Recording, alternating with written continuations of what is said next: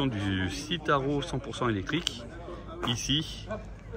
Donc là, ça doit être en version quelque chose comme 12 ou 13 mètres. Un Citaro, donc ça c'est des bus certainement qui peuvent éventuellement desservir les villes. Donc avec 3 portes. Donc à l'intérieur, allez, on rentre dedans. Imitation parquet. Ici la vitre anti-agression qui est fixe.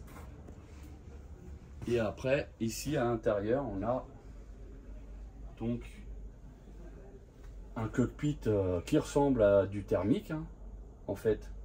Pour les chauffeurs de bus, vous voyez DNR, donc avance, neutre et recul. Les fameux boutons pour les portes, ouverture des portes, avec en fait le seul truc qui changera, ça sera les commandes sur le volant directement pour l'ordinateur de bord central du cockpit. Voilà, sinon au niveau de l'arrière, on est complètement sur du traditionnel comme les bus actuels. Et regardez à l'intérieur, on a vraiment donc l'espace. Donc ici on a une imitation parquet, voilà, pour faire classe.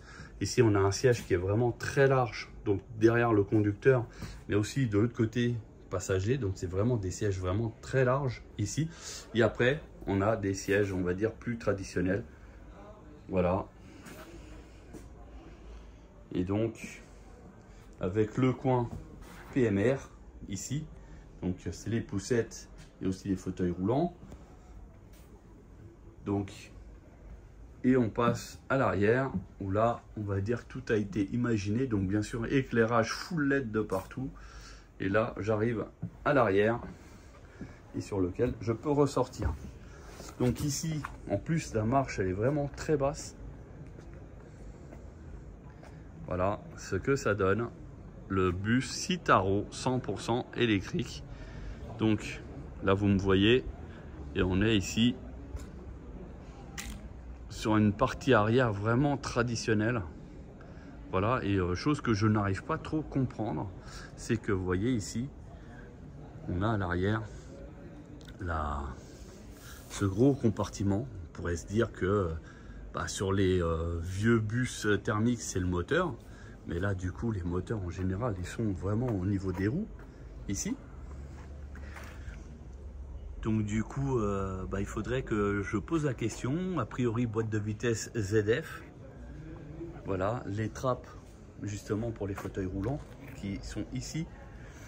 Donc il y a la partie qui se déplie ici, la rampe pour que les fauteuils et poussettes puissent rentrer. Voilà, après le reste ça change pas beaucoup.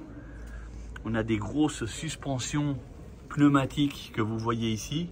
Voilà, le gros boudin avec tout un système électrifié, etc. Enfin bref, c'est vraiment une usine à gaz.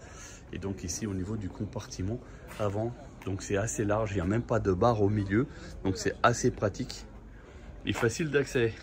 Voilà, donc ça c'était pour le bus qui sera prochainement dans surtout les zones ZFE.